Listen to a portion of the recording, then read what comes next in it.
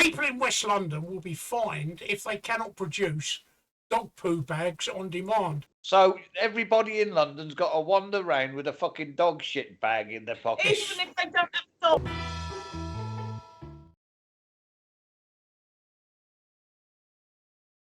Good evening, everybody. What a wonderful 2 days of football we've had. I was absolutely stunned when Wales drew with the United States. So Saudi Arabia said, "Hold my beer." Then Japan said, "No, you hold my beer." Unbelievable. Japan beating Germany. Who would have thought that, eh, Micky? Well, yeah. Not only are they taking over their car production, but they're taking over their football as well. It's unbelievable. Absolutely fantastic. Unfucking believable. I reckon Japan only won because the ref listened to your version of the offside rule. What, Tracey's version? Yeah. Oh, I didn't even give my version of the offside rule, so you don't even know what it is. So. Well, apparently, when they're going towards goal. No, I didn't say that. Anyway, Tracey's noticed that I'm sitting in a chair. Look, I've got a chair behind me. And I've had to make myself a bit bigger, but it looks like I'm in the chair. Lean back and put your hands behind your head, and it actually, a minute ago, it looked like you were holding the back of your chair. All right, like that. But you've moved. You've got bigger now. So I told you I've got bigger. You say that a lot. No, what I'm saying is, now that you've made yourself bigger, oh dear, that's terrible. Okay. Why have we got a load of cocks in the background? I'm sorry, did she just say why have we got a load of cocks in the background? No, we've got a cock on screen. We've got 3 cocks on screen. 2 of them on the bottom line. Yeah, 1 on the top line. I need to, we'll need to keep an eye on I'm a Celebrity to see if the cock gets voted out tonight. If you look at the clocks, they represent all of the countries, 32 countries that are in the World Cup. Not like my last background, which represented countries that weren't in the World Cup. Switzerland and Russia being 2 of them, and the United Kingdom being another one. But these, I've checked, these are the countries in the World Cup. The flags are correct.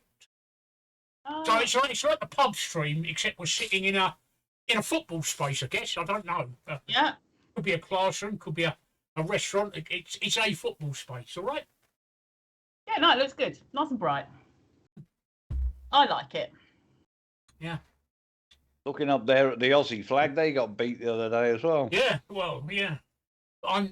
This is turning out to be a World Cup of shocks. I mean, on paper, the United States should have thrashed Wales. But Wales drew, and it was a good result for Wales, especially the way they played in the second half. I must admit, I haven't seen the Saudi or the Japan game. I have, however, seen the goals. And they're excellent goals. They are excellent goals. Saudi's versus Argentina. Argentina scored from a penalty, which Messi took. Hello, best pal. But the 2 Saudi goals were actually exceptionally good goals. They were world-class goals. And they actually broke through the Argentinian defence. The Japanese goals, well, when I checked on the German match, it was half-time, and Germany were 1-0 up. And I thought to myself, here we go, this is going to be another big result for Germany. And then I forgot about it because I've actually been doing, I'll tell you what I've been doing a bit later. I've actually been doing shit today. And I missed the end of the match. I didn't see the end of the result. And the missus came in and said, "Oh, by the way, it's Germany have just lost to Japan 2-1. I thought, what? And I went and checked, and I saw the goals, and I'm amazed. I'm absolutely amazed. What are you going to the World Cup as, best pal? A firework?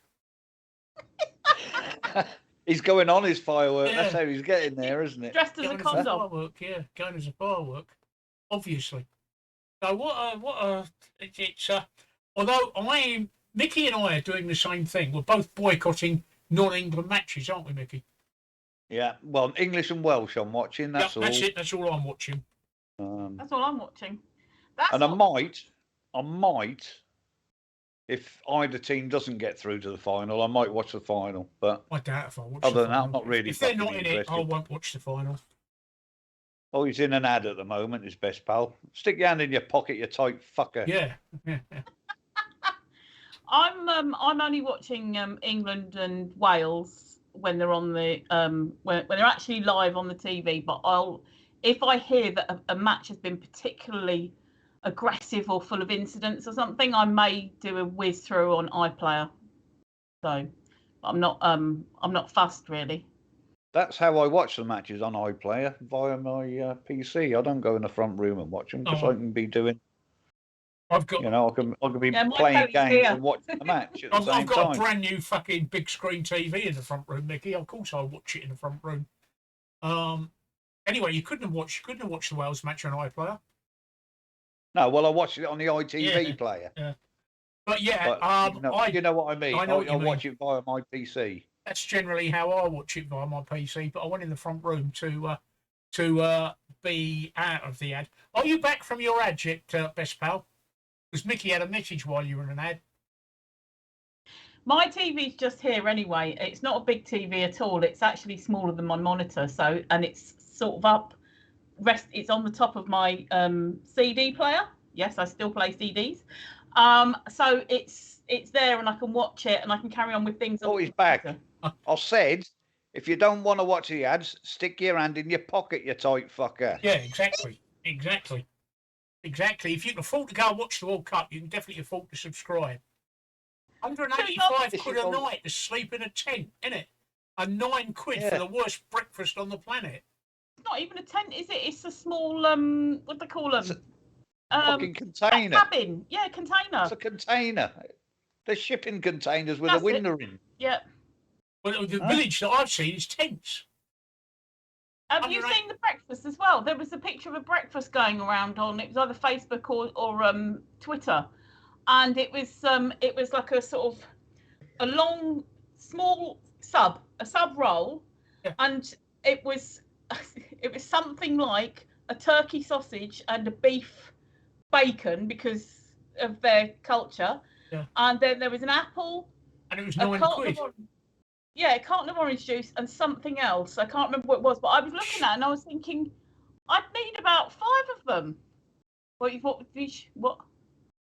I actually spoke about that before you did, and then you said, "Have you seen this?" I thought, well, you didn't listen. You were talking. Oh, did you actually say about the breakfast? Yes.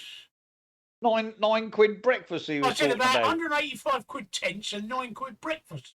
Yeah. And I was saying, have you seen what the breakfast entails? It's not like a nice big old fry-up. Yeah. But it's ridiculous. I mean, the other thing is the Saudis have suddenly turned around and banned alcohol, haven't they? Prior to matches, which is an agreement. Yeah, but they had. I was watching a clip of the Aussies over there, Steve. Yeah. And they reckon that they're getting alcohol quite freely. Well, they would be. They're Australians. £9. No, £14 a pint. Yeah. A guy reckon he spent $100 fucking dollars within an hour on fucking beer. Well, they're Australians, aren't they? They can't play sober. Well, no, they can't do anything sober. No, I know. Oh yeah. But and there was another guy, I think the Saudi Arabian. He walked from Saudi Arabia across the desert to go and watch his team play. Which is I forget how far it is, but he said it was quite hairy, with wild animals and things walking across the desert. But it shows the commitment of the Arabs actually to get there, which I didn't expect. But there you go. Goes to show you, doesn't it? Yeah. Goes to show you. So let's be a Micky. Tracey, what's your week been like? Let's hear from you a bit. No, it's just been a bit of a difficult week. Just family stuff. So I haven't managed to achieve half as much as I'd like to. But it's my birthday this weekend. Hey. So I don't know what I'm going to get up to yet. I don't know. I haven't decided whether it's going to be a local pub or I might. So what? We're having a piss up Saturday night on stream, are we? Yeah. You two probably won't know. Or you going out? No, I'm not going out Saturday. I'm going to go out on Sunday, and okay. There's a couple of things that one of my daughters said is happening that I might go to, like a sort of not a winter wonderland like Hyde Park, but they like a sort of Christmas fair and fireworks at the end and stuff. So I might go to that. So yeah, and then I'll probably get back from that and have a drinky poos. So yes, that's what I'm looking forward to. You sound healthy there, Micky. I still want to get rid of this cough. So hang on, let me recap. You've got a cough that won't go away, and you've got a pain in your shoulder. Yeah. Right. Carry on, Tracey. Have we heard from Jim at all? No, I haven't heard from him at all. I haven't seen him in the Discord either. Yeah, I'm a bit concerned because, you know, I know he was saying about how the specialists were concerned about how the chemo might finish him off, that kind of stuff. So I'm hoping that he's just tired, like really feeling the effects of it and not anything else. So. Right, well, let me just have a quick look and see if I can find his Facebook. And we'll find out. Yeah, no, that would be good, just because it's just simply because he was talking last week that he was going to come on stream on Saturday. That he's going to come on stream on Monday, and then you didn't hear a thing from him. Last post he made was on the 21st of November at just after 4 o'clock. 2 days ago. 2 days ago. So he is active. That's all right. Hey? That's Monday. So he is active. It's not like he's not been. That was Monday. That was the last post he made. Yeah. Yeah, that's good. So hopefully he's just recovering and you know what I mean, just getting through it. Yeah. Well, how's your week been, Micky? Been a quiet one. Yeah? I haven't been anywhere and done nothing since Monday. Lovely. Absolutely nothing. Donna's off tomorrow, so no doubt I'll be dragged out shopping. Oh, got to get Christmas done. Oh my God. I'll be glad when it's over. I say it every year. But one of the things that I picked up on, right, where are we? Right, this is something that I saw the other day and I completely forgot on Monday. AI cameras catch 590 people without seatbelts in Devon and Cornwall. Without seatbelts. Honestly, people still not wearing their seatbelts. Why? 600. It says since the end of September, the incidents were detected by ACOM cameras which use artificial intelligence to capture offences. The cameras caught 590 people not wearing seatbelts and 40 people driving whilst using a mobile phone. Now, I would have thought that would have been the other way round, like loads more people using or interacting with their mobile phone and 40 people not wearing seatbelts. People have described the figures as alarming. And there was other speeding. There was speeding offences detected along with other bits and pieces and stuff. But I just Micky, there you go. Sorry, yes, carry on. Thank you. What's that in aid of? I don't know. I just thought that you had one of those. I'm giving you one of those. Thank you. I've got my hand up. I've got a question, Tracey. You carry on. Oh no, but that was it. I just I saw the article and I thought I would have thought that they would have caught a lot more people interacting with their mobile phones because seatbelts are the thing that you do. It's been since the 1970s. You wear a seatbelt. You get in. The first thing you do is put a seatbelt on. Most cars nowadays go beep beep beep beep beep beep beep if you haven't got your seatbelt on, and some cars detect if somebody's sitting in the passenger seat without putting their seatbelt on. So it's an incredible amount of people who are risking their lives. And not only that, they're risking other people's lives because if you go flying from your back to the front, you can kill other people. Well, what I was going to say, Tracey, is did you know that I'm medically exempt from wearing a seatbelt? I don't have to wear a seatbelt. And I've actually got an exemption certificate, which is in the car, which is a yellow piece of A5 paper or yellow piece of A5 card. Now, there's no way the cameras will know. There's no database to find out if you're medically exempt. All you've got is a little A5 card signed by the doctor. Yeah. I mean, it's a lot of people. I'm just wondering if they actually got caught and got contacted. We don't know. That's what I mean. Your article hasn't actually said that. That said, even though I'm medically exempt, I still wear a seatbelt. Yeah. I've got a clip that actually leaves it loose. Oh, But right. Okay. Yeah, yeah. It's not on my chest. But I don't have to wear a seatbelt, but I choose to wear a seatbelt. And my car beeps if I don't put it in. My car beeps if there's somebody on the passenger seat. My car beeps if there's somebody in the rear seat that don't put a finger. My car beeps if there's somebody in the car behind me that hasn't got a seatbelt on. It doesn't actually say in the article. I just skim read it again, and it doesn't actually say in the article whether these people were contacted, charged. And that's what I was going to say. Sometimes, you know what they say, don't you? There's lies, and there's damn. No, there's lies, and there's statistics, or is it? There's statistics and there's lies and damn lies, and they're all the same. Sometimes these statistics, when you first see them, you're suckered in by them. But when you stop and think about it, you think, hang on a minute, you know. Hi, Andy. That can't be right. He's got a question for you. Yes, he's got a question for you. I had bronchiectasis. Can you spell that?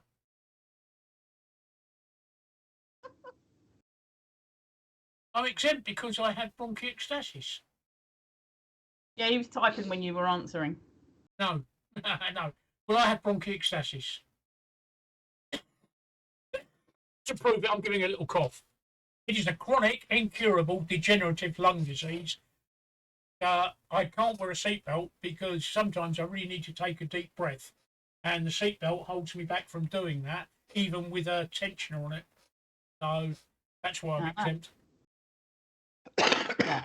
I choose not to. I choose not to use my exemption, and I wear a seatbelt. But I've got a little bracket that somebody 3D printed. I said bronchiectasis. You did spell it right. Well done, Micky. Did you Google that? No. I've got a little thing that somebody it. 3D printed for me that locks the seatbelt so that it hangs loose across my chest.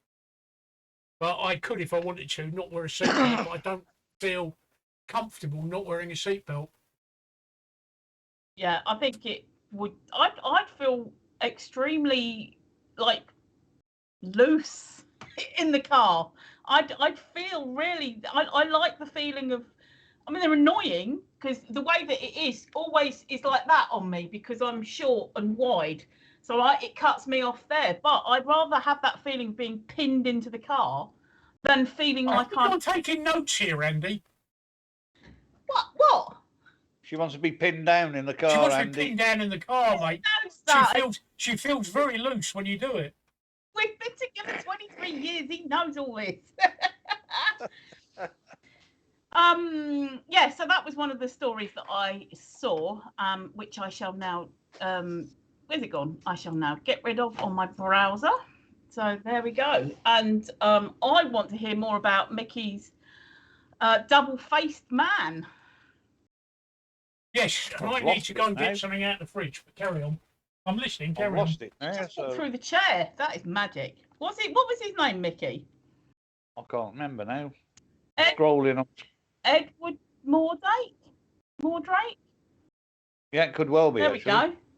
All right, I've got here man with extra. Here's the truth, with an evil little face. They're all saying it's urban legend. I want it to be true. My God, is that alcohol free? Oh. Woo. So you're celebrating my birthday early? No. What are you celebrating then? Not I bought a beer. Yeah, Okay. a woman sent footage to the police of a dangerous driver and then got prosecuted Yes, herself. I saw that, yeah. I'm a snitch. Apparently she's driving in. She handed in evidence of a dangerous driver to the police only to be prosecuted for dangerous driving. Oh my God. She submitted a Dashcam coverage of an alleged road rage incident she witnessed, only to find herself in a prosecution notice. It started when 33-year-old Poo Bags was caught driving dangerously on the A45 Nene Valley Way near Northampton. It can be seen on dashcam footage undertaking another vehicle in his grey Toyota Land Cruiser. The other driver flashes her headlights, moving from lane 3 to 2. She is then forced to steer into the central reservation barrier after Paul swerves his vehicle across the carriageway. After the scary incident, the second driver handed in footage to the Northamptonshire Police Operation Snap online portal. Blah, blah, blah, blah. He's been disqualified for 12 months. We're going to have to do an extended driving test. And she has been bad. The footage showed that she had been in the offside lane before the incident took place, even though the near side lane was clear, which is why they've done her for dangerous driving. Yeah. Because, as everybody knows, if the near side lane is clear, then you use We that. drive on the left in this And country. that's what they prosecuted her for. For dangerous driving, for being in the outside lane of a 3-lane road when the inside lanes were clear, which is evidently why this guy undertook her. And she took a driver awareness course to get away with prosecution.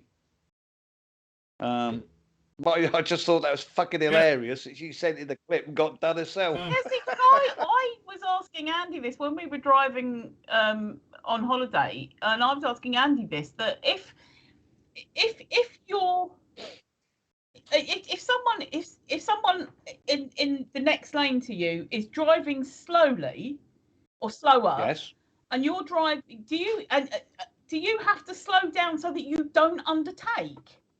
No, that's not undertaking. That's called passing on the left, which is something completely different. That's called passing to the left. Undertaking is moving from one lane to another lane to pass them and then moving back. Gotcha. So if you're in lane 2, and the lane 1's clear, you're in lane 2 behind a car, and you move to lane 1, pass them on the left, then move back to lane 2. That is undertaking. Right, but if you're in lane 1 already, and the car in lane 2 is going slowly, you can't help but overtake them in the wrong lane. But it's not an offence. It's a difficult one because, in theory, if you followed the highway code, what you should do is you should pull out 2 lanes, overtake them and pull back in again. But then the situation arises if you're on a motorway with a 70-mile-an-hour limit and you're doing 60 in lane 1 and there's somebody in lane 2 doing 10 miles an hour, or lane 3 doing 10 miles an hour, do lanes 1 and 2 slow down to 10 miles an hour? And the answer is no, they don't. So there's no specific law against it, but there's a definite distinction between passing on the left and undertaking. Undertaking is dangerous driving. Passing on the left is not. I pass on the left. There's been a couple of times where people have just suddenly tried to pull into lane 1 in front of me without checking their mirrors. So it is a dangerous thing to do. Yeah. But it's not illegal. So there is a distinction between passing on the left and undertaking, if that helps. Yeah, no, that's cool. That's interesting because there were plenty of times where we were, trundling along, and that then the lane 2 was, or what, a car in lane 2 was going slower and things, and it was what it is, right? You just carry on at your speed. I'll tell you what it is, right? And Micky, what happens if it's a queue of traffic and the traffic in lane 2 is actually going at 40 and you're going at 60 in the lane 1? You keep going. You ain't going to slow down to 40 to keep up with the traffic on your right. So actually, you're passing on the left. The problem is, and Micky will confirm this, is speedometers, right? Because HGV speedometers are calibrated every couple of months, so they're very accurate.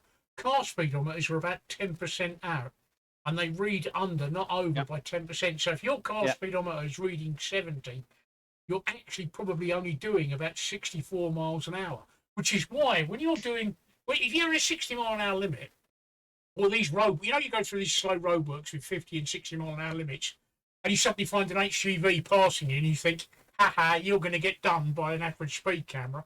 They're not. It's because their speedos are more highly calibrated, and they're doing exactly 50, and you're actually only doing 45, although your speedometer's reading 50.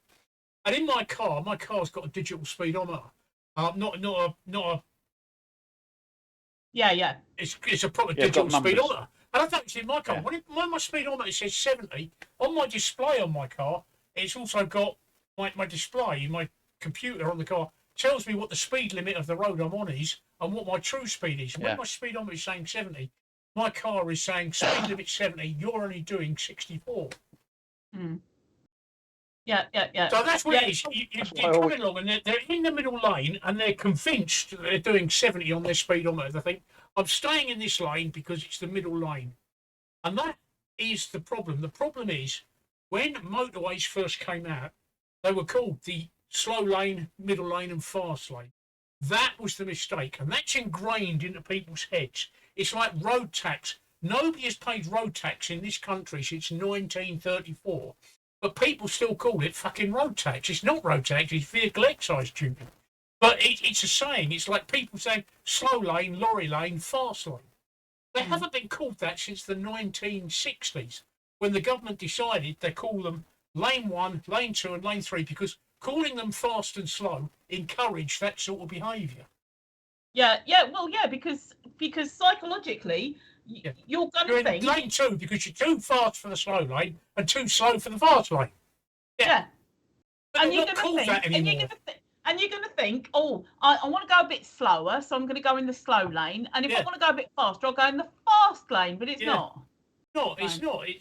They changed the naming in the 1960s because of exactly that. But people have got it ingrained in them. It's still called the fast and slow lane. I mean, whenever I have this conversation with people, I say, they're called the fast and slow lane, are they? What's the speed limit in the slow lane then? Well, it's 70, isn't it? What's the speed limit in the slow lane on the motorway? Well, it's 70, isn't it? So what's the speed in the fast lane on the motorway? Well, it's 70, isn't it? So they're both the same speed limit, so why is one fast and one slow? You know, well, they call it the lorry lane. That's the other thing that makes me laugh. They call it the lorry lane.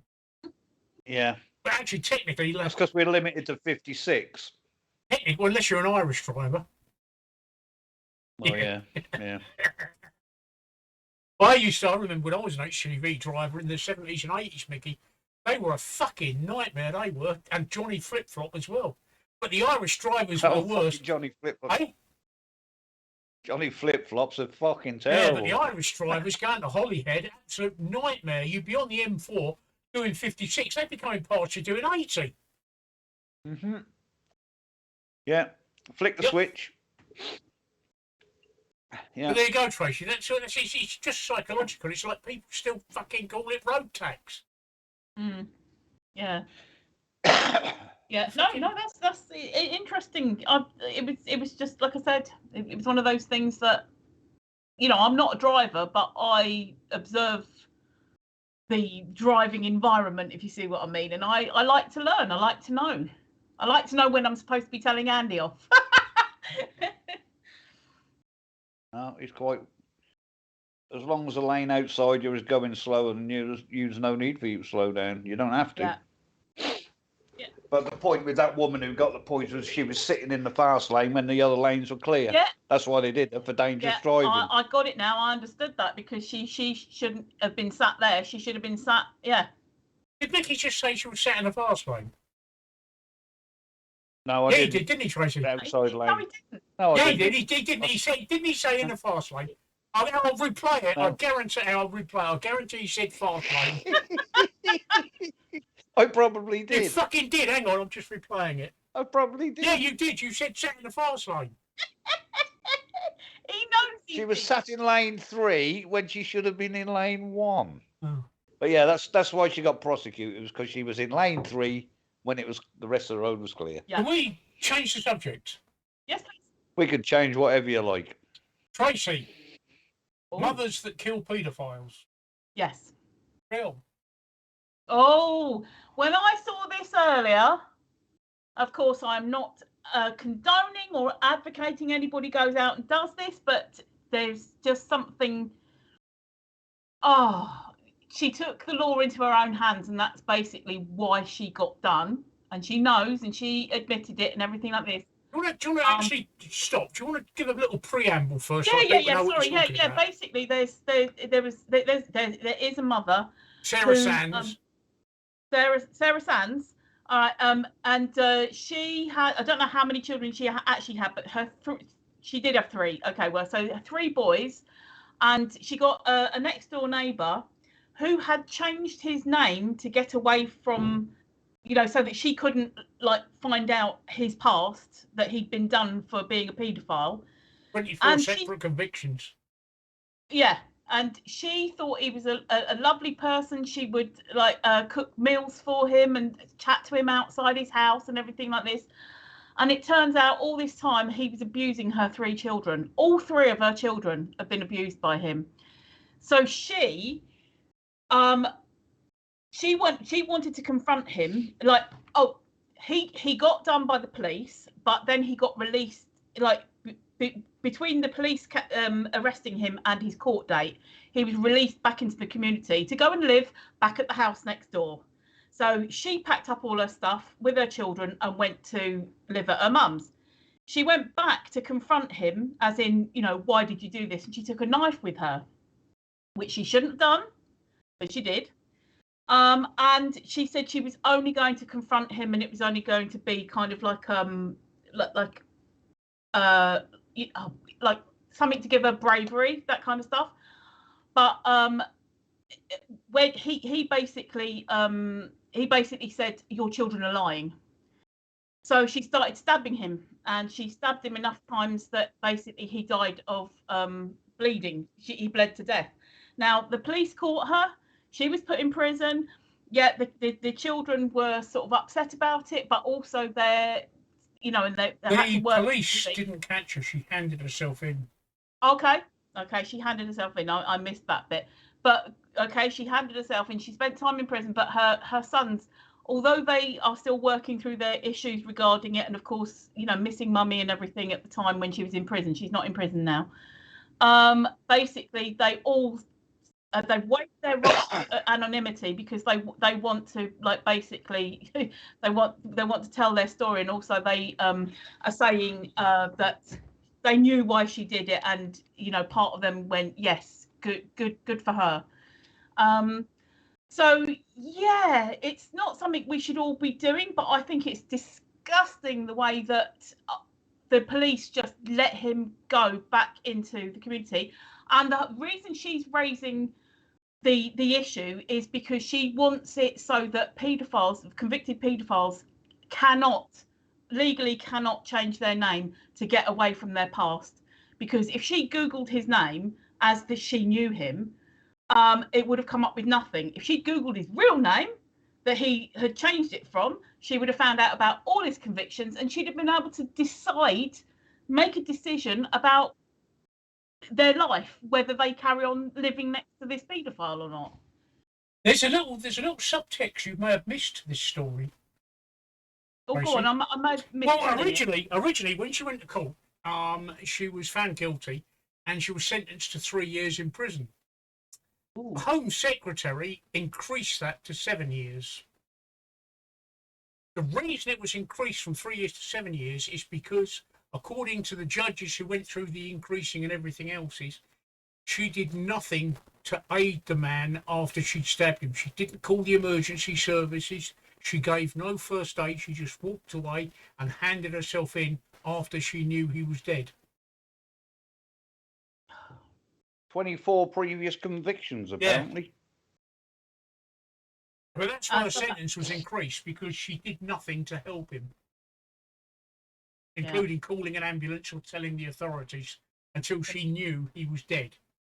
So to them, and I'm not saying it's right, to the courts and everything else, it really does look like it wasn't accidental. It was quite deliberate, and her intentions afterwards were quite deliberate as well. Yeah. So basically, they wanted to make it premeditated murder rather than manslaughter, diminished responsibility, that kind of stuff. Yeah. But how long do you know how long she served in the end? 4 years. 4 years. Okay. She was in jail for 4 years in total. That's still quite a long time, considering some people are out within like 2. I mean, I don't condone what she did, but I fully understand why she did it. Oh God, yeah. I think I would be in the same camp myself. Although I don't know whether I could actually deliberately take somebody's life or not. That would be it'd be difficult for me. I don't think I've got that much anger inside me, Tracey. I could do it if I was in the services. What she said was that she stabbed him after he'd told her that his kids were lying, and he tried to grab the knife off her. So then she lost the plot, apparently. 7 times she stabbed him. But then, like I say, if you read the subtext there, she did nothing to aid him afterwards. No, no, no. Nor would I. No, nor would I. Yeah, I don't think I would either. But she deliberately handed up, according to what I've read, she only handed herself in after she knew it would be impossible for him to have lived. Yeah, yeah. And that's why her sentence was increased. I think they should make it illegal for them to change their name, because I'm just reading that just now. I agree. They could change their name, which then gives them, they can get a new driving license, new passport. They can go and work in schools because they can get a new DB, whatever it is, check. Yeah. You know, that's why this has come up now, because they've all waived their right to anonymity and everything, of the children. Because they're trying to make it so that it is illegal for paedophiles to change their name and make a new life. I think it should be so. Yeah. It should be so. If I remember correctly, didn't Ian Huntley get away with it for the same reason for so long? Yeah. Yeah. Oh. Yeah, I'm sure. Didn't he, Micky? I'm sure he changed his name, didn't he? I know he'd been done for it before. Yeah. I'm sure he changed his name to get away from it. That's why he wasn't caught. Originally, that's why he wasn't. Yeah, I don't know. I'm sure I recall that. Yeah, but but this guy, it'd be the same type of thing, wouldn't it? So yeah. Yeah, you're all having a look now. Yeah, I am. Ian Huntley had changed his name several times before he was employed by the school, and that was why they couldn't. That's why nobody found out. There was no audit trail. That's what I'm trying to say. There was no audit trail of his previous convictions, and because of that, the law changed to make sure this couldn't happen again. Yet it's just happened there. Yeah. He only had changed his name to or from Ian Nixon. He was Ian Nixon originally. And this current one, I don't know the timeline, but this current one may well have changed his name before that law came in. So there may well be other victims out there. But I don't know. Like I said, I don't know the timeline. If he's done it in the last sort of few years or whatever since the new law. But it's exceedingly easy to change your name. I mean, they don't ask you about previous convictions and things like this. You just change your name. Pay, well, when my sister did it, I think it was 70 quid. Yeah. So, no, I'm not sure. I've never really looked into it. Yeah, no, my sister changed her name because her husband wasn't divorcing her, and she wanted rid of the name as quickly as possible. So they separated, and he did a disappearing act, and she wanted rid of the name. So she deed-polled her name back to her maiden name. And I think it was something like 70 quid, maybe 80 quid. But she didn't have to sort of provide previous conviction stuff or anything like that. But when you apply for passports and things, you're actually supposed to tell them what previous names you were known as. But I guess that it's not a foolproof way, that if you don't stump up the information, they're not going to look. No, that's true. All you got to do is tell them it's your first application. Yeah, exactly.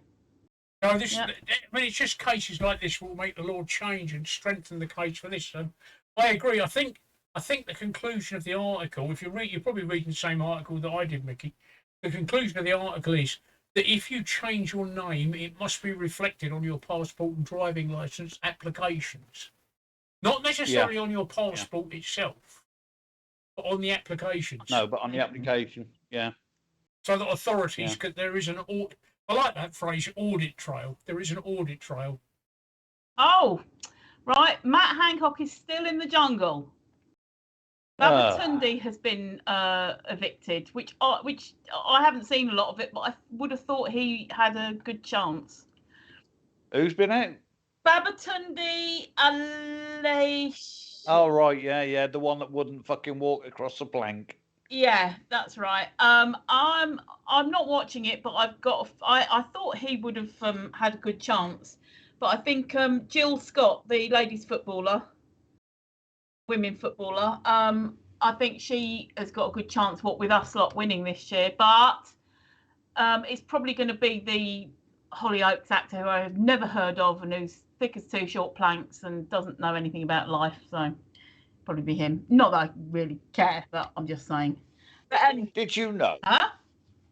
Did you know that a fart is the lonesome cry of an imprisoned turd? Was that you that posted that on Facebook? Yes. I saw that, and I said, what was the reply? So what's vomit then? Just like, Yeah. What's different ends. That's what it is. Yeah, I thought that was hilarious. I must send that to my girls because they'll think that's hilarious. Ah, dear, oh dear. Next thing that I saw, Itsu, which is an eating place. Itsu founder warns on future of eating out unless migrants are given working visas. I've seen a couple of things like that saying we should have more migrant workers coming in. Now, basically what he's saying is that the labour is so cheap and the hours are long that none of our lot will do it, so the migrants will do it. And I just think that really, if they're going to do the work, why don't you give them better not living conditions, wage conditions, working conditions, that's it. And why aren't our lot doing it? Because it's low wage, low paid, long hours. So what he's saying and what other bosses are saying is that if they raise wages, etc., then it's going to raise the prices of the food, which means that people won't be able to afford to eat there. And I'm like, oh right. So basically, you're just admitting that your company is run on low wage, long hours, horrible hours. Bad working conditions. You're just admitting that, just to put the money in your pocket. Okay, that's good. So I saw that. Yeah, it says set up stark warning ahead of a speech at low pay and cheap labour. Speaking to LBC's Nick Ferrari, the itsu and Pret manager, Pret a Manger founder, called for a 2-year working visa for foreign workers to allow the hospitality industry to cope with the staffing shortage. Everyone knows the inflation in all restaurants, hospitality, hotels, pubs, cafes is appalling now. Some places can't even open because the cost of staff has just gone through the roof. So basically, just wants.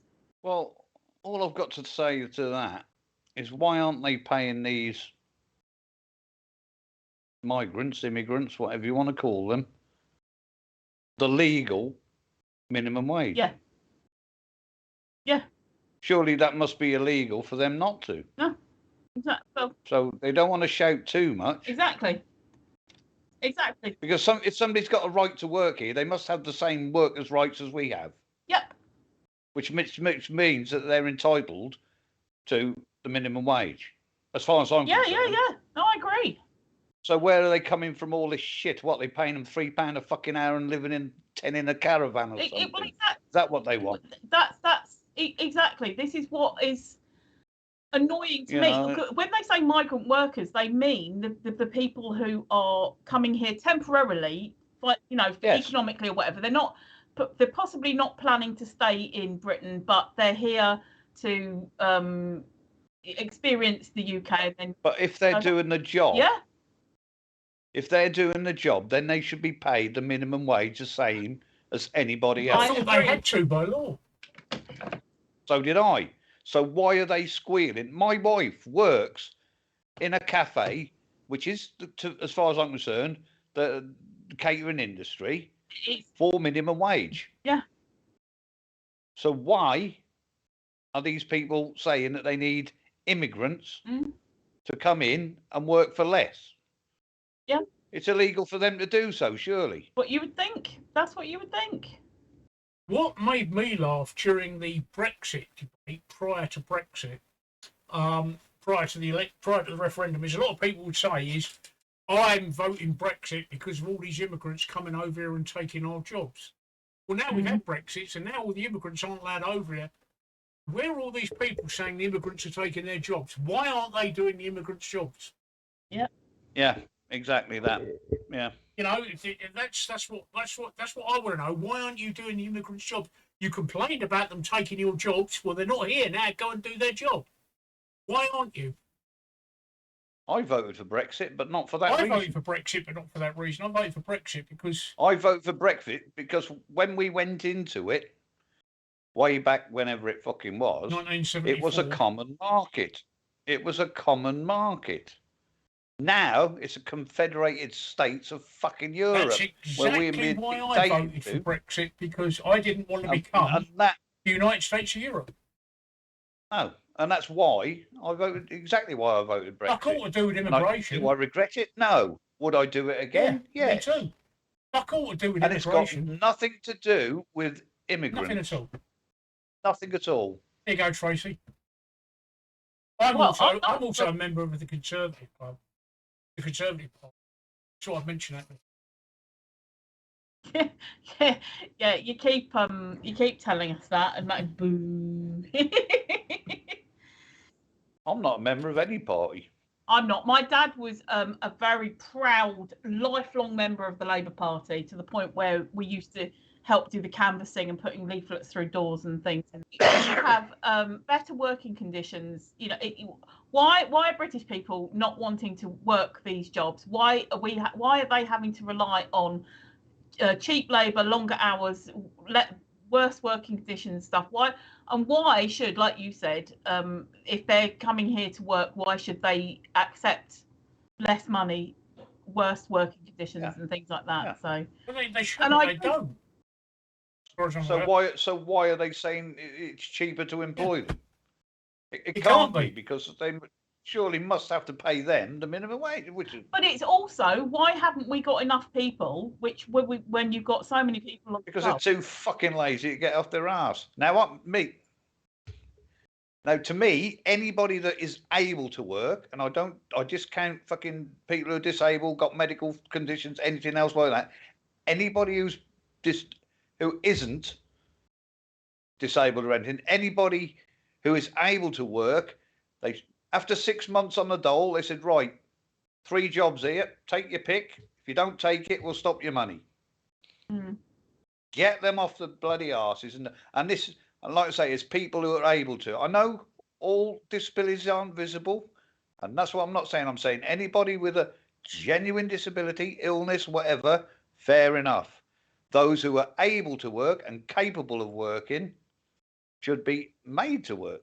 The Italians have got a right-wing government that's just been elected, and their new Prime Minister, a woman, she said exactly the same thing, Micky. In fact, they're changing the law so that if somebody on their version of the dole refuses a job, they stop all benefits. Yeah. I just want to add that up until 2019, up until 2020, March 2020, from the time I was 17, which is 1976, until 2020, I'd never been out of work and I'd never been on the dole, and I've paid my taxes and my dues and my national insurance, everything, for all those years, until I was forced by COVID to retire early. I'm medically unable to work now. Well, to be honest, I worked for 51 years up till I retired, and in all that time, I think probably total in that 51 years, I probably had a year where I was unemployed, and that wasn't all in one go. That was a bit here and a bit there. I mean, like the last time I got made redundant, I was unemployed for less than a month before I was back in work. The jobs are out there if you want to go and get them. Exactly. But again, I mean, to be honest, for the past, since 1985, 85? When I meet Donna, 84? Since 1985, I've never applied for a job. People have always come to me and said, do you want to come and work for us? And I've always said, well, if you pay me a little bit more, then I'll come. And honest, since 1985, people have always asked me to come and work for them. Because they knew my work ethic, Steve. Because these were companies that Tracey, didn't he? I was lorry driving. I was subbing to them, you know, and they'd say, well, come and work for us then, you She'd know. always say that, if you pay me a little bit extra, I'd come. Yeah. So I did. Yeah. And now I'm retired, I'm wishing I fucking hadn't. Yeah, me both. I'd give anything to work with you. In fact, I am working. I'm just not being fucking paid for it. Yeah. No, not the streaming, but I'm talking about my YouTube channel, which I'll talk about in a minute. But carry on, Tracey. I'm going to go have a piss. I was going to say, since the age of 15, I have only ever been on the dole once, and that was for 6 months. And that was actually later on, that was in around about 2010. So it's not like it was in my early life. Now, there has been periods where I haven't been out at work because I was having a baby, had a baby, and things like that. But I always, everyone's buggering off. But I always, I know. It's just funny because I started talking and Steve left and then you left. So there was periods of time when I had a baby, or the kids were little and things like this, and there was a period of time where I went to college. There was a couple of periods when I went to college, but only for like a short courses. I'm not talking about like 3 years or anything like that. And then in between that, I had jobs when I could get jobs and when I could get childcare. But so I've been employed or self-employed ever since I was about 15. I was 15.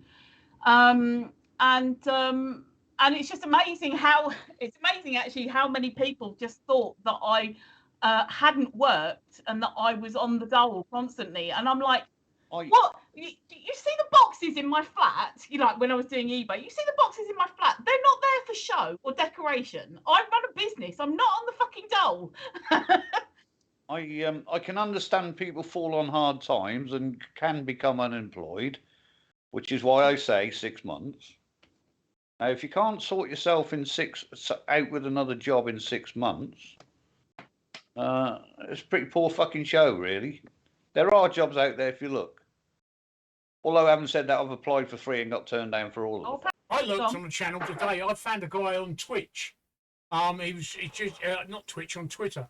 He's just going out for his first ever live stream on Twitch. He was on Reddit, but he's going out for his first ever live stream on Twitch. And what it was is he had a scale model delivered from eBay, a live steam, which means it's like Mammoth used to make them. And you could actually put water in them and boil the water, and it would make the engine move. And he said he had one delivered for eBay, and he was going to unbox it and play with it live on stream. And I thought, okay, that sort of ticks one of my boxes, you know, the scientific and technical. So I followed him and I set up an alert, and it came on, and I was absolutely fascinated for about 10 seconds until he started talking. His Scottish accent was so thick, I couldn't understand a fucking word he was saying. I just couldn't understand a word he was saying. But I looked, but I thought, I can't understand the words you were saying. His accent was so thick.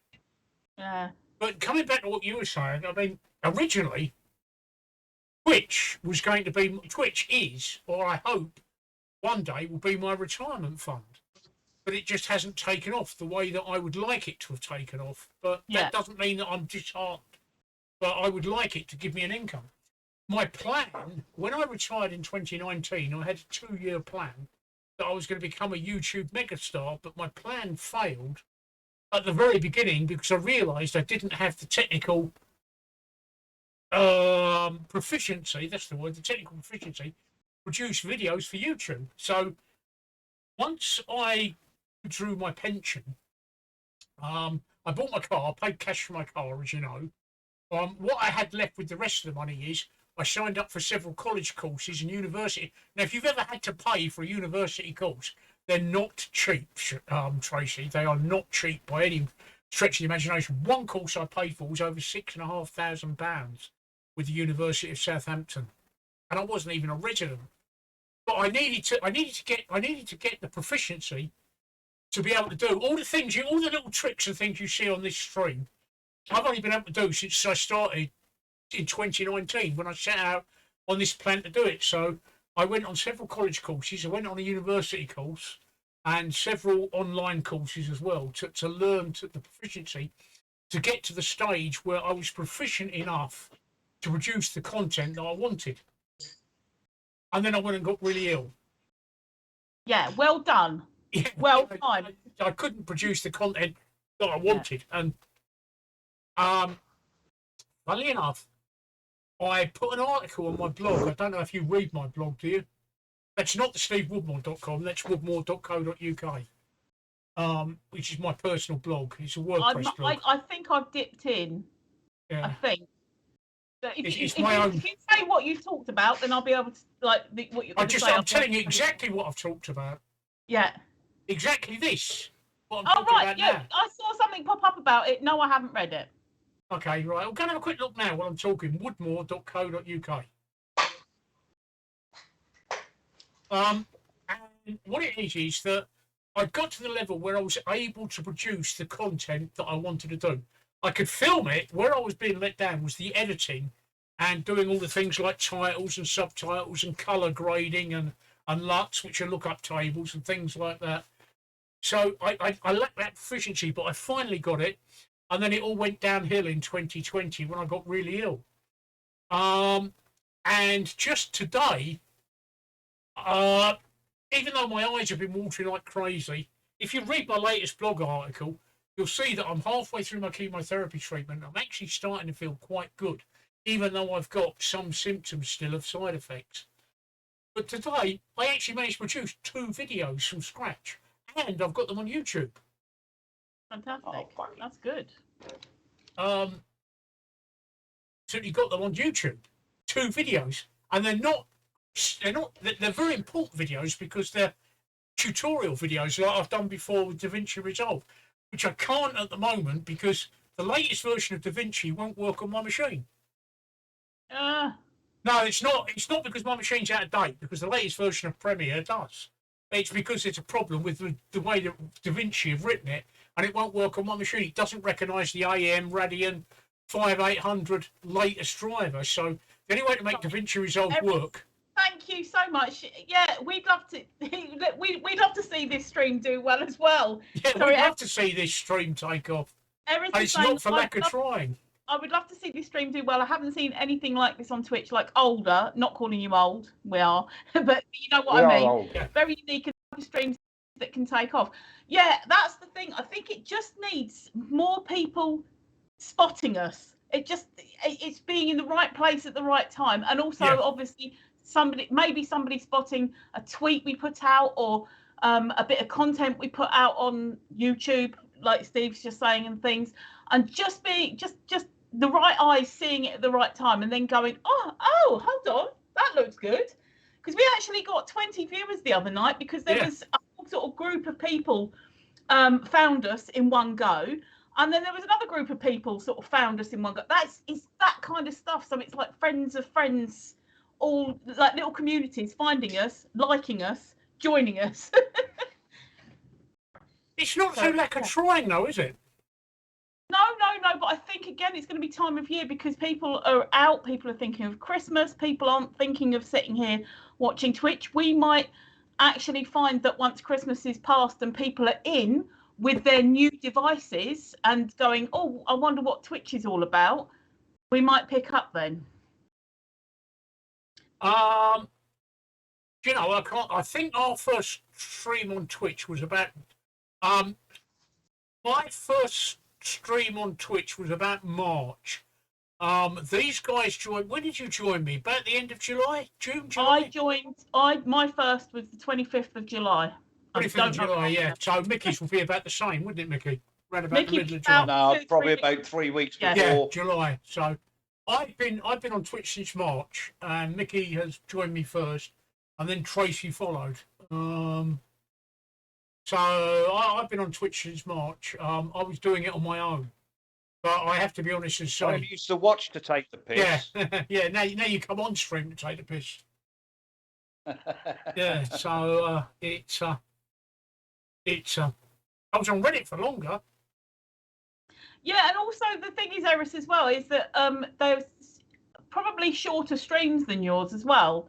So whereas you might be doing a few hours at a time, a few times a week, when Steve was doing it by himself, it may well have been, I can't remember, Steve, but like an hour and a half maybe or something. Sometimes it was 4 hours. It was hard work. Oh, right, yeah, yeah. And then we joined in, me and Micky joined, so it made it more possible for a 4-hour stream to happen. But again, what with Steve's cancer and chemo treatment, sometimes it's had to be cut short. Like the Monday, his eyes were streaming so badly with the chemo treatment that we had to finish after just over an hour, which is unusual for us. But there's been times that we've done 4.5 hours. Yeah, there you go. And I bet you sort of you stick to, well, mind you, we do stick to consistent days. I will say that we stick to the days, and we don't fart around different days. Should we do Sunday this week? Should we do Tuesday this? We stick to a schedule. So still trying to work. We're doing all the right things. It's like you say, Tracey. There's also an element of luck. I mean, the biggest problem we've got is we are 12 years behind everybody else. Yeah. That is our biggest problem, because all the big streamers made it 12 years ago. That's when we should have been there. 12 years ago. So we've got 12 years to catch up on. And I think for what we did, making affiliate as quickly as we did, and it was really quick. We made affiliate in under a month. I think that was good going. Yeah. Just like, how the hell did that happen? Where did that come from? Yeah, that's a one minute it was like, oh, we might make affiliate by Christmas, and then next it was like, hang on a minute, it's middle of summer still, and we've made affiliate. Yeah. So it's just a case of it will happen. I'm sure it will happen. It will just be the right person watching at the right time, and go from there. Trouble is, Twitch has got a bit of a reputation. That's the problem. Twitch has got a reputation. I mean, even before I started streaming on Twitch, when anyone mentioned Twitch to me, right, I think of tits. No, seriously, I would. Because the only... I thought of gaming. I honestly thought it was for gamers, and that a leads lot of me it is gaming. A lot of it is... A lot of the channels I watch are gaming channels, to be fair. But then I see Amouranth is back. Yes. The other night she was waggling her ass in a fucking hot tub. That's what I think. That's what I thought of Twitch. So after about 30 seconds admiring her ass, I turned off. Yeah. Do you mean because you can only admire somebody's ass for so long, can't you? In a bikini. Do you mean audio podcasts? Because I think that was something that Steve was looking at. I did do for quite a while, but I didn't think it justified. It justified the amount of editing that I had to do. I've got to be careful with audio podcasts. I can't let it go out raw, so I have to be careful. But yeah, I have got a podcast up, and I do occasionally turn the episodes into podcasts. But like I say, the biggest problem there has been my health, and it means that I can only get so much done. And I've got a whole list of things to do. Like Tracey wants me to make some fucking stop motion videos. And I've got your YouTube though. Your YouTube would just be like a nice little sideline to your YouTube. Yeah, like the other sidelines I've got on my YouTube. I've got a whole fucking list of YouTube videos that I've got to be making. It's Eris wants you to throw it up your hole, Steve. Yeah. Yes, I know I can throw the whole stream up without editing. However, I do tend to say fuck and cunt a lot. And so does Micky. You don't usually say cunt very much. But I don't use the C word very often. I do. I'm not particularly keen on that. Right, do you know what? When I was a kid, right? Listen, true story, right? When I was a kid in Hackney, right, there was this old boy that everybody knew that used to sit in the pub. The pub was actually the Blind Beggar pub. Does that ring any bells? The Blind Beggar pub. It does. That ring. It's where Jack McRitchie was killed by Ron Cray. Yeah. Well, he used to sit outside the Blind Beggar pub, and as we'd come home from school, as we walked past, he used to put his hand up and say, "All right, me old." And it was a term of endearment, you know. It was a term of endearment. So for me, it's something that I've always been brought up with. It's how I've spoken, and it's not offensive to me as it is like, you know, people in Hackney will come up and group, "All right, me old cunt," you know. Yeah, all right, you cunt, how you doing? it's if I think back in the 1800s it meant something totally different, if I remember correctly. yeah. That I'm wasn't glad so you say offensive if you back remember, Micky. You stitched yourself up there. You stitched yourself up there. then. So it's not as offensive to me because that's how we spoke. In the East End of London, that's how we spoke. It was quite normal for us.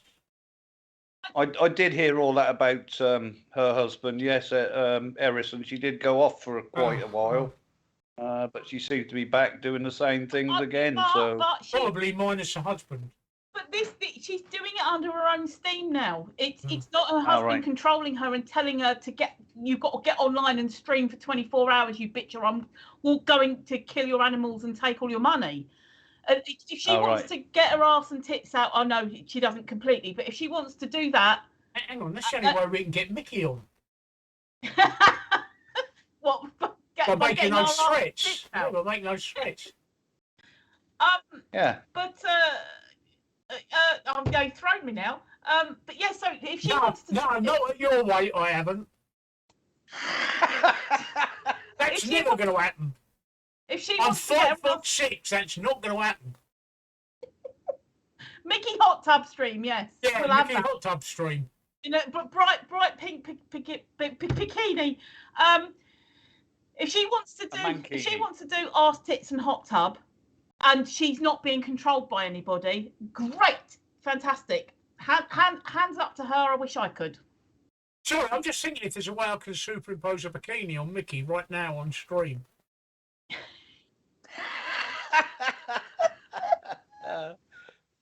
It probably is if I thought about it. Well, if everybody donates to this here channel, I can afford to buy a fucking hot tub and I'll do it. Yeah. So if we buy you a hot tub, you'll go in it in a bikini on stream. Not in a bikini, but in me speedos. Woohoo! See, the budgie smugglers. I've got to see this. That'd be budgie smugglers. I've got to see. Are they yellow? Bright yellow? I haven't got any. Oh, boo. We'll have to get that with the hot tub. I wear like Bermuda short type things. I've got bright blue. I've got bright blue speedos. Ooh. Yeah, but you know, some people can wear speedos and some people can't. I trust you. Trust me. Well, I can't. Trust me. I because can wear speedos. I lack the package to fill it. I can wear speedos, right? You that's how comes that Steve can wear speedos because he hasn't got anything to like. Yeah. Well, I yeah. can wear speedos. I can wear speedos. People think I'm a woman. Well, so where were we in our little? We're actually talking about getting found, and that's what you want to be. I mean, in an ideal world, I'd like a BBC or an ITV television producer to come across this stream and think, you know, that Loose Women programme we've got is a bit crap. Let's get these three on instead. Yeah. Yeah, hold the cunts though. Hey? They'd be saying to us, hold the cunts though. Well, yeah, I'd have to get, well, trust me, I would hold as many cunts as I could. Yeah. Yeah. But yeah, I mean, that's what I'd like in an ideal world, right? Because I'm damn sure, right, we could ask more probing questions, and I choose my words carefully, than those women on Loose Women could. I'm sure that if I got the Chancellor or the Prime Minister on and gave him a damn good grilling, Micky would give him a damn good thrashing, and Tracey would give a damn good tongue lashing. You know? Oh, dear. Yes. Oh. I mean, in an ideal world. No, we have to just keep going, though. That's the thing. You have to keep going, and you have to keep plugging away. Being out there, being out there on the internet where people are finding you. Oh, and you were saying about YouTube. Steve. So that you were saying about how that hasn't quite gone to plan yet. Yeah. Because my plan was to release a video a week, but I've been totally unable. It takes a lot. I mean, if you look at my YouTube channels, there's two videos. I released a video yesterday, and I released a video today. The one that I released today, I think, was only about 2 minutes long, and the one I released yesterday was about 8 minutes long. Both of those took me over a week each to make. Hell. I'm actually I'm actually making a video of the build of the Humber that I did, the car that Micky bought me. I'm actually making a video. What, the bridge? Huh? The bridge? Huh? Bridge. The Humber Bridge? No, the Humber Mark II, you twat. I said the Humber Bridge the other night, and he Right, gave me a tongue lashing. I actually videoed it with 2 cameras, right? 2 cameras, the whole of the build. It's only when I got all the footage imported into Adobe Premiere I realised I had over 35 hours of footage. You call him Woody or Steve? Or Wanker. Yeah, that's why it's Woody's place, because he's the Woody. Although we can't get wood, apparently. Yeah. But like I say, I've got projects on the go, and one of them is because I build scale models, and Micky bought me a scale model. I've got a video of the build doing. In fact, what I'm going to do in a second is I'm going to start running the video where just here, where I'm pointing to. I'm going to start running the video so that Micky can look at it. Yeah, Woody, look, that should give you a clue. Woody. The reason he's in orange is he's in Tracey's fault. He's on day Tracey's release. fault, yeah. Day release from incarceration, but you still have to wear his uniform. And that's not a pick line in his arm. That's actually his That's his tag. Yeah. That's where he's tagged, but he hides it with a bandage. There we go. But let me try and show you. I'll show you the world premiere. Carry on, Tracey. I will show you the world premiere of your video, Micky.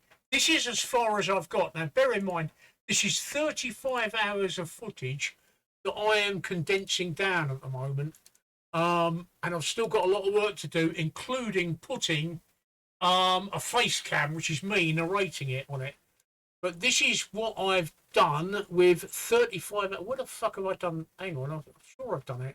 Silly question. Won't you be better using time lapse? No? Why don't you just watch the video? There you go, Micky. Oh, that is time lapse. That's not in the corner here. Yes, I'm putting it there. Just wait. I'm putting it there. No, it was like you were hiding it over Micky. Shut up, Micky. I'm just going to cover you with the time lapse. There you go. I did use time lapse. There you go, Micky. I managed to convince it down, because I'm using 2 cameras, if you notice, which is very complicated editing. But that's as far as I've got, Micky. So you can actually see, and I've got to put I'm going to put myself down in the bottom left-hand corner, narrating it. Yeah. Question, Thank you very much, Eris. That's nearly 3 years of college and university at work. So thank you. I do appreciate that, and I'll take the compliment. Thank you. Go on, Tracey. How many hours did that of recording did you do, and how much space did it use on a storage? Recording 35 hours in total, so approximately 17 hours on each camera. Because 2 cameras come to 35 hours. The uncompressed video is 570 gigabytes. Ooh, what are you recording it in? In his fucking front room. Where do you think he's recorded it? It's such a big size. I record it. No, I'm saying I record it in 19. I record stuff in 1920. It's HD 1080 by 1920. But that's not what you're asking. You're asking something different. You're talking about encoding methods, which compresses it. No, I don't use compressed video. I record raw video. In a format. No, I don't. No, I'm not talking about compressed. I'm talking about your raw file. Because if I did 35 raw hours, files are 1080p, ultra high definition, 1080p. Yeah, if I did 35 hours, that wouldn't be as big. So I don't know. Yeah, that's because you're compressing them into MP4 format. No. I don't compress them. I use them as raw. They're MXF files. Right, that's Microsoft Exchange format. They're raw because I've got to import these into an editor and then export them and import them 3 or 4 times to get the effects. You're talking about having to compress them 3 or 4 times, and they'll lose quality. Yeah, no, I understand now. Yeah. When you were saying compressing, I was like, no, I do the compressing after I've done the edit. But you're right, because the actual file that when I do the raw file, it is an MP4. Yeah. So, yeah. Yeah, no, I use complete raw files. Yeah. I've got you now. Sorry. Eris says we don't do a YouTube or social media yet because we have no skills in editing or making it look professional like yours.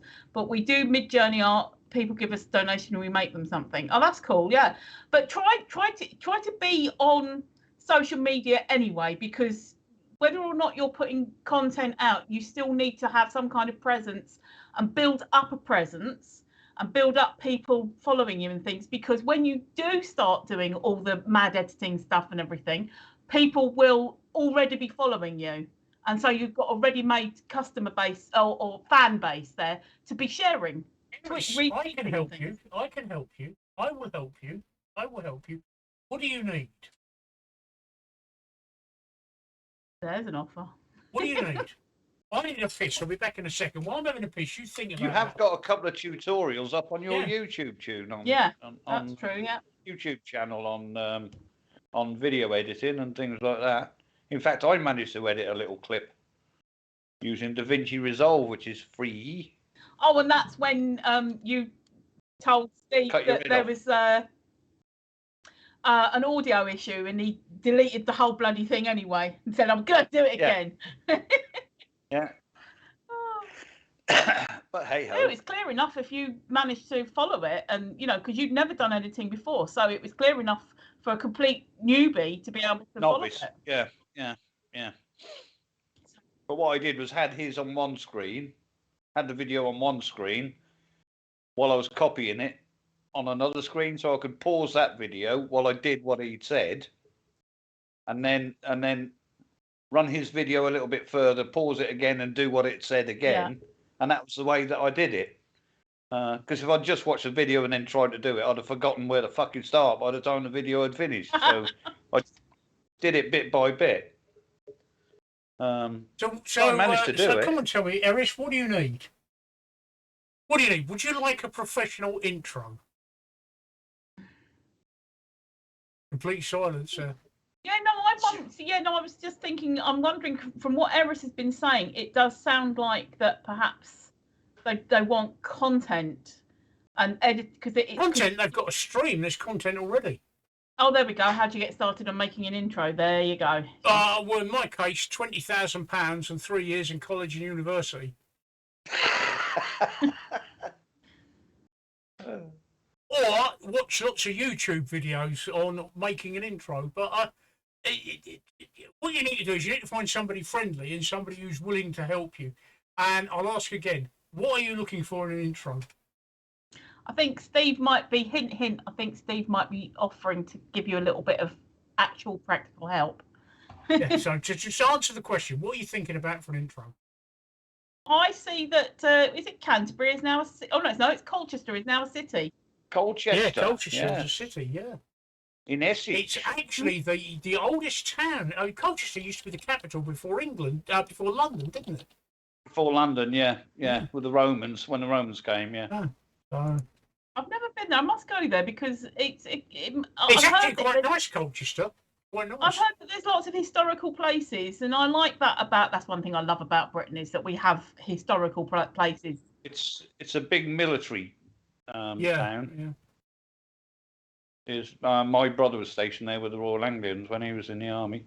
It's nice. Colchester's got a zoo, but it's also very much like Canterbury. It's got city walls. It's a very old city. It is great. It is great.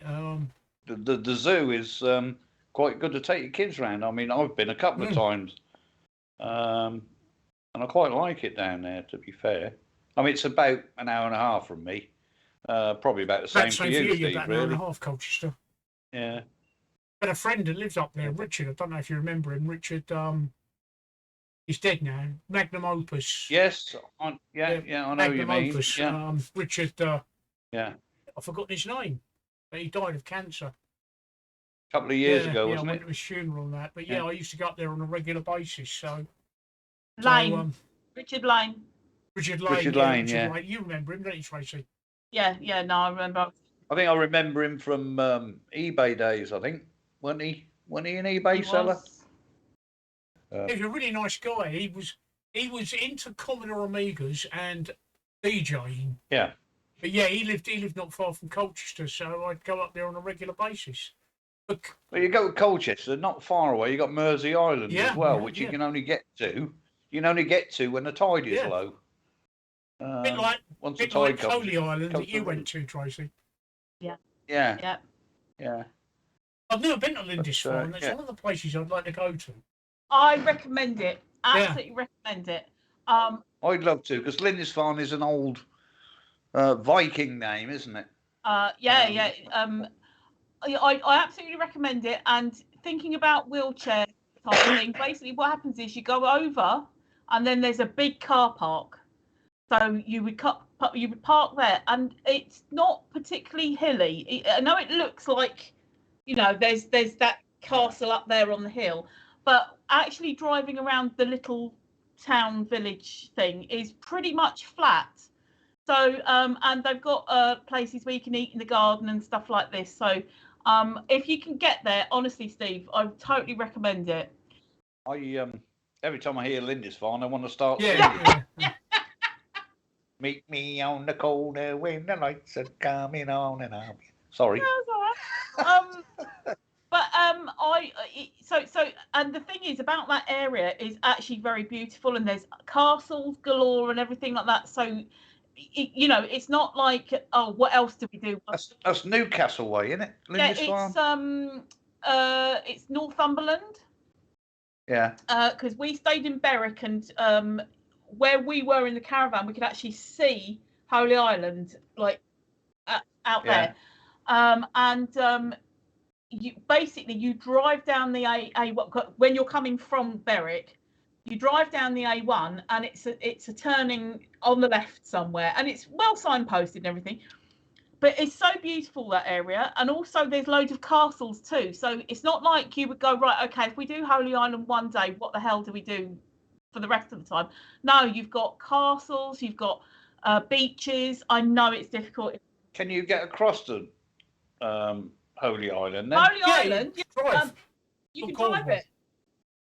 But you have to check the tide times, obviously, because it's underwater and people do get caught out. And so you check the tide times. You can actually stay on Holy Island. There are places to be able to stay there. Yeah, got self-catering. Yeah. And they make mead over there. I'm looking now at their website, Holy Island of Lindesfarne. I totally recommend it. And the area before you go to the Holy Island is, like I said, is beautiful too. Like I said, it's Northumberland. I think it's a national park, or it's one of those areas of outstanding beauty or something like that. And there's lots of other things to do in the area. Even if you just go for a drive one day, and we go, right, okay, we'll go to the beach in front of Bamborough Castle. So in the area where What's near Berwick? Near Berwick. That's it, exactly. We stayed in. There's two havens near Berwick. There's one which is Berwick, and there's one which is, can't remember what it's called. Haggerston. It's about a mile or two back on the A1. So you can go self-catering in one of those caravans. That's the furthest you're going to get before you get to Scotland. Berwick town itself, it's okay. There's a kind of like nice touristy bit that's down by the harbour, and then sort of inland, it's like you wouldn't really want to walk around there at 9 o'clock at night. But it doesn't matter, because that's not what you're there for. You're there to be able to explore the rest of the scenery. And honestly, we were there for 4 nights and we filled every day. So there's loads of things to do in the area. And I loved it. I would go back. Lindisfarne is quite famous because it was one of the places that was most invaded by the Vikings. Yeah. Because it was one of the first places they come to. It's also where apparently, I can't remember the name of the saint, but Micky's got his wiki up. There's a saint that came over, and he did a pilgrimage. What? Athelstan. Is it right? There's he did a pilgrimage there, which is why a lot of people do a pilgrimage of walking across the sands rather than driving across. But they recommend, if you're going to walk across the sands, you go with a guide, because they know where all the like quicksand is and all the mud bits are and the bits that you can get stuck in, and also what time. Saint Aidan. That's it. There you go. I've actually got a picture on my Facebook, which I'll grab in a minute. They're trying to save the statue of him. Are you looking at it? He's holding a dildo. He is holding a dildo in his left hand and a crook in his right hand. I took that picture and a friend. I put it up on Facebook, and a friend of mine is. I'm saying nothing. But that statue is actually in between the I think it's the Abbey ruins and something else where there's I can't remember what it's called now. It's St Mary's Church. Yeah. I can't remember, but when you're there and you walk a little bit towards the ruins, you can see that. If you see, it looks like a castle that's up on a hill. That's not a castle. That's actually like a sort of a stately home type thing, which is privately owned. So I didn't want to go there. A lot of people do want to go there. I don't want to go there and go inside it because it's not actually a castle that has been owned by royalty. It's just been rich people. So, but it looks lovely. Castle is a National Trust property. Yeah, it looks lovely. I hope, Micky, you're fucking watching that video down in the corner there of just how much effort I put into this. Of course I am. That's this, right, that I'm building there in that video. Of course I am. How much effort I put into it. I was watching it alongside Lindesfarne Priory. Priory, yes, Priory. That's it. I had to look it up because I was like, what is that called? Yeah, so it says... It's a priory. Right, it's saying Lindesfarne Castle. It's managed by the National Trust. It's privately owned. I know that, and it's not actually a castle, if I remember rightly. So I'll have to look. But the Priory is like the ruins or something. And I saw the harbour. It's got a really lovely feel to it. So I'm just gonna look up about the castle again. So I remember looking at it, just going, no, I don't want to go in there. It belongs to the National Trust. Yeah. I'm just having a look. So Steve's a member of the National Trust, so he should be able to get in there. The National, yeah, he won't be able to get out there. On the National Trust, he might be able to actually, depending on. On the National Trust site, it says Lindesfarne Castle, a castle that's not a castle on an island that's not an island. There we go. It's an Edwardian holiday home converted by Sir Edward Lutyens into a private holiday home. There's a question, guys. Into a private holiday home for Edward Hudson. So do you see what I mean? It's like it's not a castle. It's like a... Well, Iris, I am totally disorganised, as these two will tell you. When I come on stream, what are you going to talk about, Micky? I ain't got a freaking clue. I'll just go with the flow. So I'm totally disorganised. I rely on these guys to do all the wizardry and God knows what, and I just, I just go with the flow. I'm very organised when I'm working, but very disorganised when I'm not. I'm organised chaos, and that's in real life and in my head as well. It's like everything is a mess and upside down and that, but I know where everything is. It looks a mess to everyone else, but I know where everything is. And my brain's very similar to that. And I've said before, I'm pretty sure I've got ADHD because it's very easy for me to, like, I can be working on something and then my brain will go, I'll just click on that and have a look at that. And 2 hours later, I remember that I'm supposed to be working. But that's been like that all my life, and it's not just been the internet. So it's organised chaos. I'm a bit like that, Trace. I go upstairs to the toilet, forget what I've gone for, and halfway down, I'm pissing down my leg. That's old age, yeah. He's black gloves on again. He's going to do a tattoo. Or he's going to finger someone. I'm not sure which. So. I bet you say he's going to finger someone. You, with your black gloves on, apparently. Up the bum. Oh, yeah. Oh, yeah. I quite often finger people up the bum when I wear black gloves. Anyway, let me take that off. We don't need to see that, right? We don't need to see that because what I'm going to put on next is going to impress the hell out of people. Carry on talking. What's this about dog poo bags anyway? Yeah, go on, Tracy. What? It wasn't me. Dog poo bags. Yeah, dog poo bags. Yeah, but I don't know anything about it. You said that you wanted to talk about dog poo bags. People in West London will be fined if they cannot produce dog poo bags on demand. I'm busy in the middle of doing something, Micky. But I'm just wondering. I didn't know who put it up there. I just asked the fucking question. I'm just wondering. So everybody in London's got to wander around with a fucking dog shit bag in their pocket. Even if they don't have a dog. Or are we just talking about dog owners? Dog owners, I think. Yeah, but that's hilarious. The way that it reads is. Can you imagine that being the headline? It's like the headline. Everybody in London's got to walk around with a fucking dog shit bag. China's zero COVID policy is pushing young people to emigrate abroad. All China's major cities are in some form of lockdown, subject to mass testing, school closures, and work from home orders. They're still doing it. It's like they've taken the opportunity to control the population. This morning in Zhengshu, workers for the iPhone product line at Foxconn showed their anger that is being shared across much of the country. They smashed up the COVID test booths, which has been set up on the factory premises. So that's your Chinese iPhone. They're going on a fucking rampage in the factory. Oh, God. Oh, God. I wonder if this will lead to some kind of civil uprising. Revolution. Yeah. What, like we had into Tiananmen Square all them years ago? Yeah, I mean, just be interesting because they're very communist and workers are workers. Any of you guys been to Canada? I haven't. Left foot has. My left foot has, Eris. That was a film, wasn't it? My Left Foot.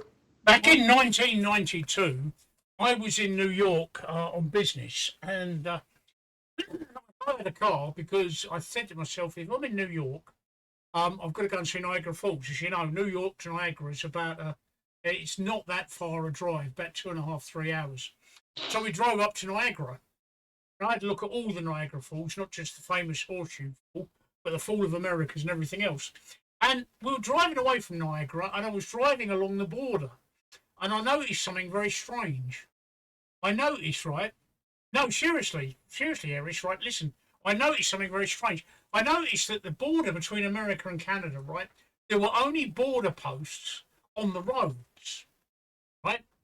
Okay, not on the places between the roads. So when you passed the road, and there were just fields or rocks or mountains or whatever between America and the United States, between America and Canada, there was no border guards, no security, no nothing else. And I thought to myself, well, if I was a smuggler, what would I do? Would I drive on a road through a border post, or would I buy myself a 4x4 and just drive across these fields? And I thought, that can't be that easy. It can't be that simple. Surely you can't just drive in a 4x4 across the field from America to Canada. There's got to be something stopping you. So we come across this rest area, picnic area, and we parked in it, and there was actually a sign that said, this side is Canada, that side is America. So I thought, okay, I'm going to put this to the test. So I stood at the sign, and I put my left foot over the border. And I thought, nobody's shot me and nobody's appeared. And I thought, shall I completely go into Canada? And then I thought, hang on, I've left my passport back at the hotel. If I get caught in Canada without my passport, I'm going to get done. So no. So my left foot actually had entered Canada illegally, but I didn't quite have the guts to go and do the rest. But I've seen the border, right? It's the longest, according to the Guinness Book of Records, it's the longest contiguous border between any two countries. But honestly, it's only patrolled on the roads. Is that crazy or what? Because the rest of the time you just walk into Canada. And I did. I put my left foot into Canada. So my left foot has been to Canada. But don't tell the RCMP because they'll come and chase me. I've just imagined. I've just had a vision of Steve on his motorised wheelchair, like hurtling down the road at 5 miles an hour with the Mounties jetting on their horses, chasing after him.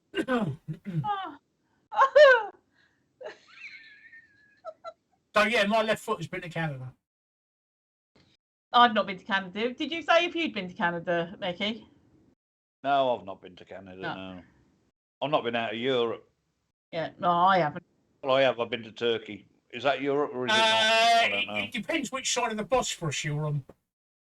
Because Yeah, one side of the exactly. Bosphorus is in Europe, the other side of the Bosphorus is in Asia. In Asia, yeah. Well, I was in Marmaris, so I mean, imagine I'm still in fucking Technically, Europe. you're in the continent of Europe, but not in the EU. So no, I haven't been out of Europe. Well, I've been to Tunisia, I suppose, which is Africa, isn't it? Oh, there you go. Yeah, it is. Yeah, you're out of Europe. Yeah, you've been out of Europe. Yeah, I have. Yeah, been to Tunisia, Did so you I've been say out of that that. you've been to the Canaries, or am I mixing that up with Steve? No, I've been to Canaries, not in but Europe that's either. still. Well, no, it's not, but it's technically a part of Spain, although it's not in the EU. And it's not in Europe. It's in Africa. We live in the same country, but these two live in London, and I'm about 120, 130 miles away. In the best town in the country called Lowestoft. There you go. Well, I didn't hear them arguing about that. We were agreeing with you. And I'm sort of West Londonish, and Steve is sort of Southeast Londonish. So we're not sort of like right together. We're not neighbours. Yeah. About 7 miles, didn't we work it out before, Steve? I can't remember. ITU is 7 miles. So what? Micky is 132. Yeah. So we're about 145 to you. Yeah. How long would it take to drive across London? About 3 days. About a week. 3 hours. About a Yeah, week. about 3 hours. Seriously, Eris, when I go to the south coast, which is about, let's say it's about 60, 70 miles. I think it's about 60 miles actually. It takes over an hour to get out of London, and then an hour to do London to the south coast, because it's all the driving around, it's the traffic, it's the roads, it's the traffic lights. And not only that, Tracey, London is one of the largest cities by area in the world. It's one of the top 10 cities by area. It's larger than a lot of countries. Yeah, but if you think, like, if I could go from my place to the outskirts of London, like as a straight road, it would be so much quicker than having to like do all the weavy round this bit and everything like that, and then we're on the A21. So I can't even. What would you reckon, Steve? If you were in your car and you started at the edge of London and went to the other edge of London, how long would it take you? 3.5, 4 hours. 3.5 to 4 hours. There you go, Eris.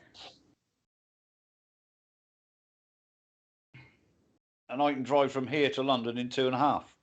Yeah, see, that's what I'm saying. Yeah, which is 120 odd miles. that's what I'm saying. It's the bit of getting out of London. Mind you, when we went on the A1, and also this time when we went on the A4, then M4, that bit, going slightly northwest, was actually easier, because like 1 minute it was we're in Hammersmith, and then it was we're on the M4, or we're on the A1. It was not Hammersmith, not for the A1, but you know what I mean. I'm just saying it was relatively quicker than heading south. So I'm quite surprised at that. To cross all of Canada takes 3 weeks without taking any breaks. I think it would be cool to live in a smallish country like England. It is cool. I'll tell you how small England is, right? Lake Superior is larger than England. Lake Huron is larger than England. Lake Erie is larger than England. That's how small England is.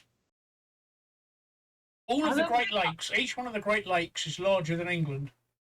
One of the things I love about England, Britain as a whole, let's say, is that it's so the landscape is so diverse. You wouldn't come to England and be able to, or Britain, and be able to say it's all flat, and you wouldn't be able to say it's all hill. It is round here. Yeah, but it's round where you are. But then you go to like Yorkshire, the Yorkshire Dales or whatever, and it's all like hilly. And then you go to North Wales and it's mountainous, and then you go to Dungeness and it's absolutely flat and shingle, and it's just. Where'd you go to the desert? What? Dungeness is the desert. Where'd you go to the desert? If you're talking about a cultural desert, anywhere past Watford. I missed what you said, Micky. Sorry. I said, you're telling us all about these hills and flat places. I said, where do you go to the desert? Dungeness. Dungeness. Which is the southeast corner, the furthest, most southeast. Talking about Dungeness, it's got fuck all to do with the Dungeness you're talking about, but there is a power station at Dungeness. I don't know if it's down that one. That's the one. But they've actually given the go-ahead for Sizewell C to be built just down the road from us, which is another nuclear power station. Are people happy about that in your area? Because it does mean jobs. Well, the people who live in the nearest village, town, whatever you like to call it, no. But the rest of the county, yes, because it brings several hundreds, maybe thousands of jobs. Yeah. It's not just in the building. No, but actually running. But the actual people, suppliers, you know, are supplying stuff to them. I think it's a good thing because, well, the power from this, with the way things are going on with Russia and all that shit and the shortage of power that we've got now, that one power station will power the whole of East Anglia. You know, so I mean, I've always been a great advocate for nuclear power. Me too. Nuclear energy. We've come a long way from when the first ones were built, and they're not half as dirty as people say now.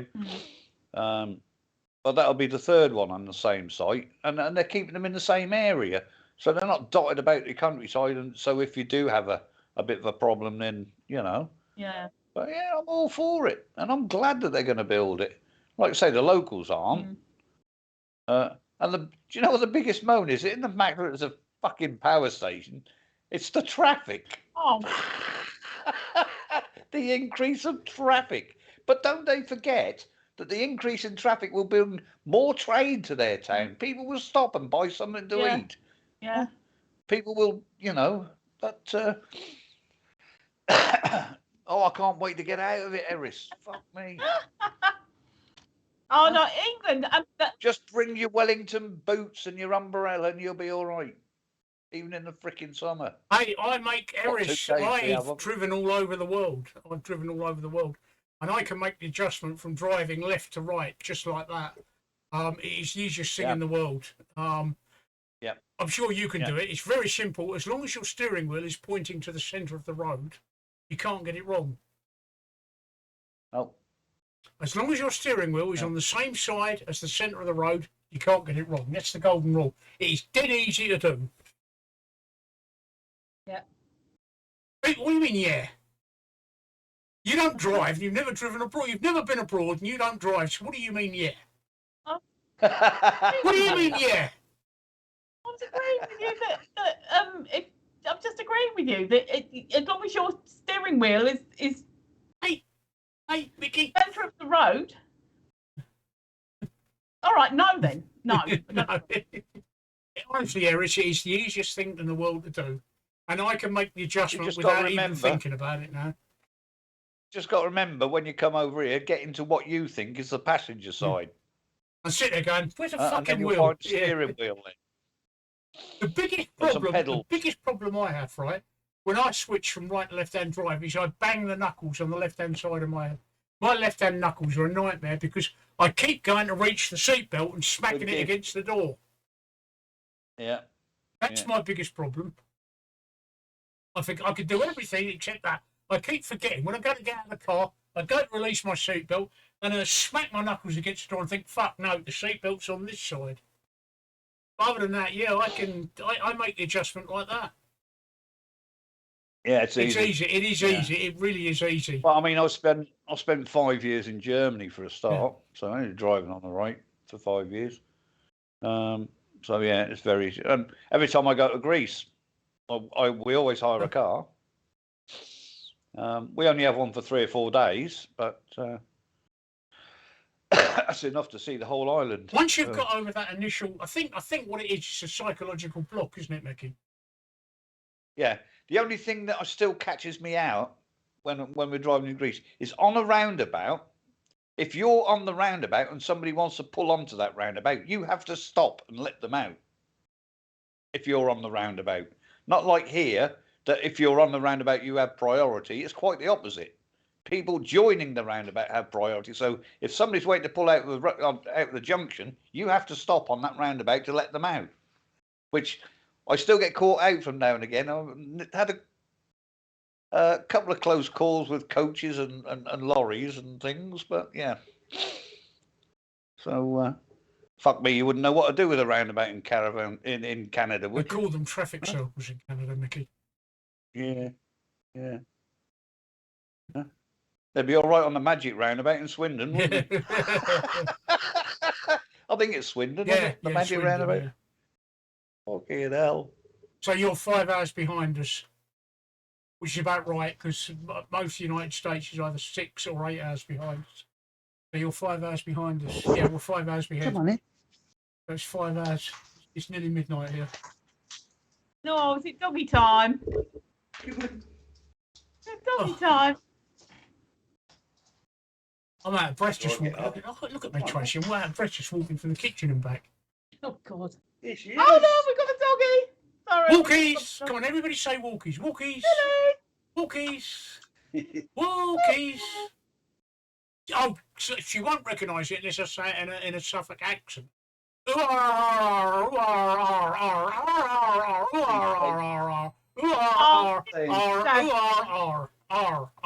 they say it There you go. Look, she knew that, didn't she, Micky? Yeah. Oh, another rich tea biscuit, Daddy. She had one not so long back. Why you be down the top meadow? You guys should raid my mayor friend. He's older and there's a lot of followers. He'd be a good raid for you guys. Have you got a link? Go on then. I don't want to go now. There we go. Gone again. She gone again. I do like that. No, sorry, I was going to go on. I'm getting a Oh. Oh, just for God, kisses. Oh, Daddy's got good kisses all over his face tonight. Either that or you're nice and salty for her. Yeah, I do like finding other channels that are chatters, and I've managed to. On Sunday, Mad Mark, was out with a guy called Benfobox, who I follow, but he was also out with another guy who I'd never seen before, who's from Manchester, and they were doing Mark wasn't streaming, but the other two guys were co-pub streaming, so like basically what you were going to do with Mark, but it was the other two guys, and it was their aspects and stuff, and it was actually a really funny stream. And Mark, of course, got shit-faced. Sticky hair now. She licked your toupee off. Yeah. You did, didn't you? Hey? Oh, I've got to give you more kisses now, Daddy. That's so sweet. She's getting on a bit, Micky, isn't she? She's 9, yeah. Yeah. I expect we'll probably have her another maybe 3 to 5 years. What is she? She's a cross between a Jack Russell and a